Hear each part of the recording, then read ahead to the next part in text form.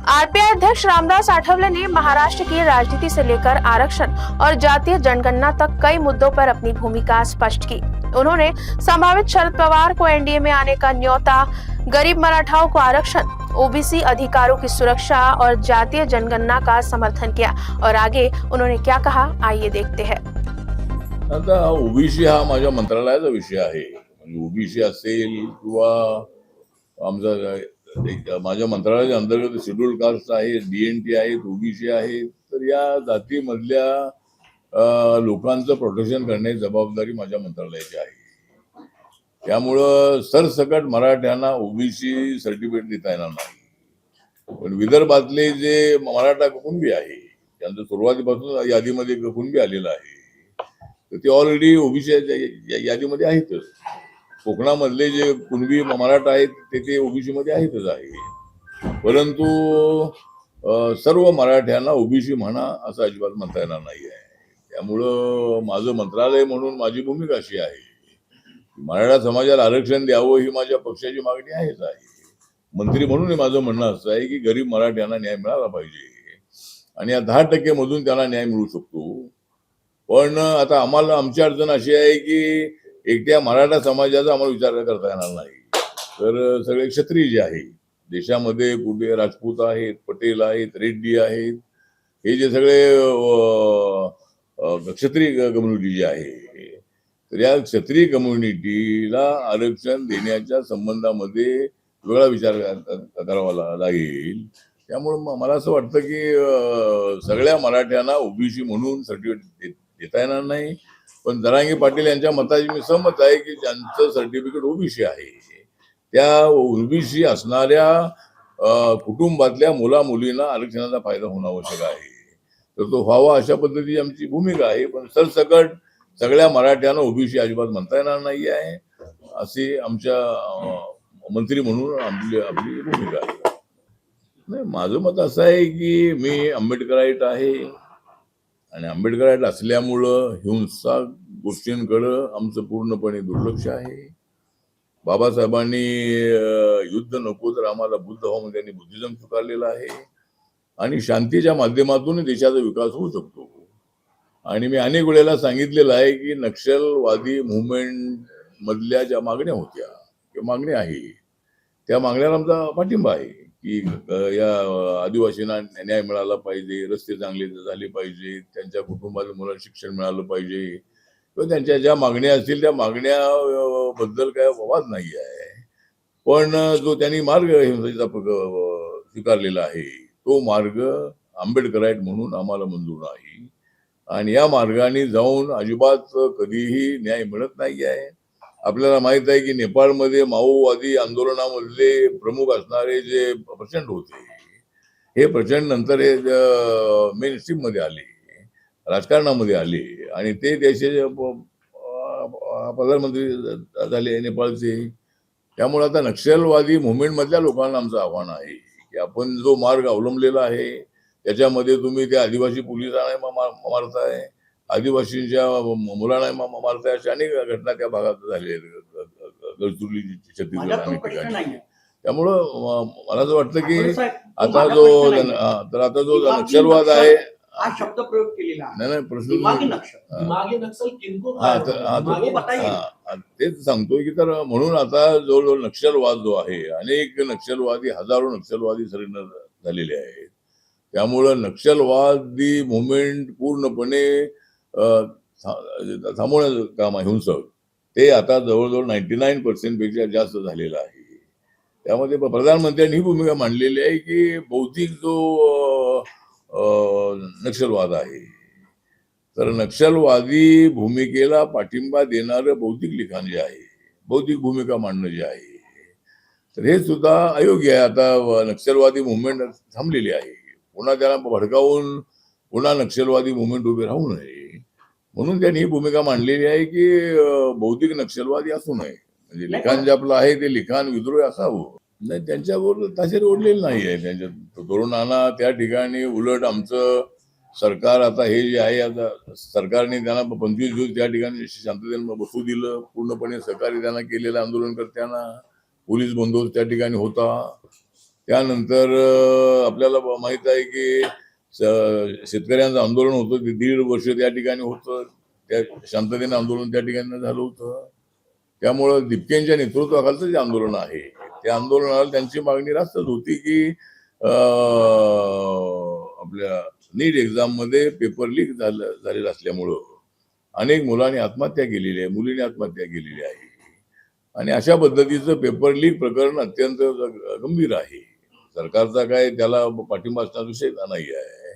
त्यामुळं अशा पद्धतीचं पेपर लीक मध्ये ज्यांची नावं आलेली आहेत त्या सर्वांना पकडण्यात आलेलं आहे आणि आमच्या सरकारने कायदाही केलेला आहे, त्यांना 10 वर्षाची शिक्षा देण्याचा कायदाही केलेला आहे आणि आंदोलनकर्त्यांनी दिपके आणि त्यांच्या सगळ्या सहकार्याने जी मागणी केली होती त्या सगळ्या मागण्या सरकारने मान्य केलेल्या आहेत. त्यामुळं दिपके हा त्याचा आंबेडकरवादी आहे. तो औरंगाबादमध्ये छत्रपती संभाजीनगरमध्ये राहतो, तो मूळ हिंगोलीचा आहे आणि मला वाटतं की त्यांनी आता त्यांची मागणी चांगली मान्य झालेली आहे. त्यांनी मोठं आंदोलन उभं केलेलं होतं. आम्ही सुद्धा नामांतराच्या काळामध्ये आणि नंतरच्या काळामध्ये अनेक आंदोलनामध्ये आम्ही उतरलेलो आहोत. आम्ही लाट्या हल्लेल्या आहेत. तुम्हाला एक उदाहरण देतो की खैर लांजीमध्ये ज्या वेळेला आमच्या 4 दलितांच्या हत्या झाल्या त्यावेळेला प्रकाश आंबेडकर, मी, गवई साहेब आणि जोगेंद्र कवाडे आम्ही सर्वांनी एक 4 डिसेंबरला, आता वर्ष मला आठवत नाही पण 4 डिसेंबरचा दिवस होता आणि त्यामध्ये थोडे मतभेद प्रकाश आंबेडकर माझ्यात असे होते की मी म्हणत होतो की 6 डिसेंबर नंतर मोर्चा काढूया. जर 4 डिसेंबरला काय इथं काय कमी जास्त झालं त्याचा परिणाम त्या ठिकाणी होऊ शकेल. तिथं आलेली जे लाखो लोक 8-10 लाख लोक असतात. पण प्रकाश आंबेडकर म्हणाले नाही आपण 4 लाख काढूया. मग आम्ही मोर्चा जाहीर केला आणि आमच्या सगळ्या लोकांना पोलिसांनी पकडलं. मी इथं मुंबईवरून आलो आणि मला एअरपोर्टला पकडलं आणि बाहेरून येणारे एकाही माणसाला आतमध्ये येऊ दिलं नाही आणि नागपूरमध्ये प्रत्येक वस्तीच्या बाहेर सगळे बंदूक घेऊन पोलीस होते. त्यावेळेला काँग्रेसचं सरकार होतं. त्यामुळं अशा पद्धतीने आम्हाला त्या ठिकाणी अडवलं होतं. आम्हाला अजिबात पुढे येऊ दिलं नाही, मोर्चाच निघाला नाही आमचा. त्यामुळं दिपकेना काय तेवढा फक्त तिथं लाठीचार्ज आणि आम्हाला हे माहिती आहे की लाठीचार्ज व्हावा अशी आंदोलनकर्त्यांची इच्छा असते. त्यांच्या पाठीचे आम्ही आहोत, आम्ही त्यांच्या पाठीचे आहोत, पण दिपकेने माझ्या पाठीचे यावं अशी माझी भूमिका आहे. म्हणजे त्यांच्या मागण्याला आमचा काही विरोध असण्याचं कारण नाही. पेपर लीक होऊ नये ती मागणी रास्तच आहे आणि दिपके आंबेडकरात असल्यामुळं दिपके जर आमच्या आरपीआय मध्ये आला तर त्याचं स्वागतच आहे. आमच्या पक्षाचा सोशल मीडिया स्ट्रॉंग होऊ शकेल आणि अरविंद केजरीवालना पाठिंबा देण्यापेक्षा त्यांनी आरपीआयला पाठिंबा द्यावा आणि तो एक चांगला तरुण आहे. तो अमेरिकेमध्ये शिकलेला आहे आणि त्यांनी अत्यंत योग्य वेळेला योग्य अशा पद्धतीचा निर्णय घेतला. पार्टी स्थापन केली आणि पेपर लीकच्या मुद्द्यावर त्यांनी हजारो लाखो विद्यार्थ्यांना एकत्र आणलं. ही बाब अत्यंत मोठी बाब आहे आणि तो त्याचं नेतृत्व करणारा आमचा आंबेडकराईट असणारा हा अभिजित दिपके होता. त्यामुळं आता मला असं वाटतं की त्यांनी आम्हाला सहकार्य करावं. त्यांच्या मागण्याला विरोध असण्याचं कारण आहे. आता काल मुंबईमध्ये काय त्या ठिकाणी त्या आपल्या न्यायालयाच्या भरतीमध्ये काहीतरी काय अडचणी आल्या, त्या विद्यार्थी आंदोलन हे केलेलं आहे. त्यांच्या मागण्याला आमचा विरोध नाही. आता शाळा चांगल्या असाव्यात त्यासाठी आमचा प्रयत्न आहेच. म्हणजे शाळा चांगली असावी, मुलांना ते सगळ्या सुविधा असाव्यात, या त्यांच्या मागण्या आपल्याला सगळ्या मान्य आहेत. पूर्वीच्या काळामध्ये SC STच जनसत होत होतं. आता सरकारने कायदाच केलेला आहे की सर्व जातीचं सेन्सस करायचं आहे. त्यामुळे आता जो कॉलम आहे तो येईल, अजून सुरू झालेला नाही. आता जर असं असेल तर आता आपण चांगली माहिती दिलेली आहे की त्याच्यामध्ये SC ST OBC आणि जनरल अशा पद्धतीचा कॉलम असले पाहिजे. हा मग ठीक आहे ना, ते जर OBCचा नसेल आता मला माहित नाही, पण सेन्ससच्या यादीमध्ये जनगणनेच्या सरकारने कायदाच केलेला आहे की जातीच्या आधारावर जनगणना करायची. त्यामुळं जनगणना आयोगाने सेन्सस कमिशनने जर त्यामध्ये काही त्रुटी असतील तर नक्की मी दिल्लीला गेल्यानंतर मी त्यांच्याशी बोलणार आहे आणि सरकारने जर असा निर्णय घेतलाय सगळ्यांचं सेन्सस करायचं आहे तर तिथं SC ST OBC आणि ते जनरल अशा पद्धतीची जर कॉलम असले तर त्यामुळं त्याच्यामध्ये सगळे आपल्याला कोणत्या जातीचं किती पर्सेंटेज आहे त्याची माहिती आपल्याला मिळेल. ओबीसीची किती आहे ती मिळेल आणि ओबीसी मधल्या प्रत्येक जातीची किती आहे ती माहिती आपल्याला मिळेल. आता जे माननीय आदरणीय जे आपले चंद्रकांत आहे, जे सुप्रीम कोर्टाचे चीफ जस्टिस आहे, त्यांचं स्टेटमेंट 1-2 दिवसापूर्वी झालेलं आहे. मी कॉक्रोच म्हणालो होतो त्या संबंधात गैरसमज झालेला आहे. त्यामुळं आता आजचे तरुण हे कॉक्रोच आहे अशा पद्धतीचं माझा बोलण्याचा विषय नव्हता असं त्यांनी सांगितलेलं आहे. पण तो धागा पकडून अभिजित दिपकेने कॉक्रोच जनता पार्टी स्थापन केली आणि आम्ही कॉक्रोच नाही, आम्ही संघर्ष करणारे आम्ही तरुण आहोत हे त्यांनी त्यातून दाखवण्याचा प्रयत्न केलेला आहे. आणि सरकारने त्याच्या मागण्या मान्य केलेल्या आहेत. म्हणजे तिथं अमित शहा यांनी गोळीबाराचा आदेश दिला होता असं राहुल गांधी म्हणत आहे. तिथं गोळीबार झालेलाच नाही आहे आणि आम्हाला माहिती आहे की आम्ही बॅरिकेड तोडून पुढे जाण्याचा प्रयत्न केला की पोलीस लाठीमार करतात. त्यांच्यावर दगड मारले की पोलीस आमच्यावर लाठीमार करत असतात अशी परिस्थिती आहे. त्यामुळे शांततेने आंदोलन झालं असतं तर लाठीमार होत नव्हता. याचा अर्थ मी लाठीमाराचं समर्थन करत नाही आहे. पण नंतर पोलिसांनी जे काही एका विद्यार्थ्याला 8-10 पोलीस मारतायत ही आपण दृश्य काही ठिकाणी बघितली तिथं. तर अशा पद्धतीचं स्फुटपणा जो आहे तो योग्य नाही. त्यामुळे ज्या पोलिसांनी अनावश्यक लाठीचार्ज केला असेल त्याची चौकशी होऊन त्यांच्यावर कारवाई झाली पाहिजे अशा पद्धतीत आपली सूचना आहे.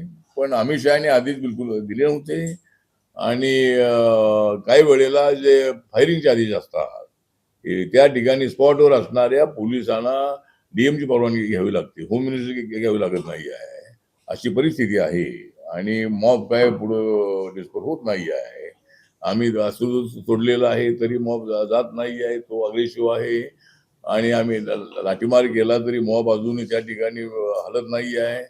तर आता काय केलं पाहिजे तर मग त्यावेळेला ते डीएम आदेश देतात आणि काही वेळेला फायरिंग होतं. समजा आता या घटनेमध्ये फायरिंग झालेलं नाही आहे पण पोलिसांनी काय ते लाठ्या होत्या त्याच्यावर काय म्हणतात तर ठीक आहे. तर त्याची चौकशी चालू आहे आणि चौकशी होऊन जे पोलीस त्यामध्ये दोषी असतील त्यांच्यावर कारवाई होईल.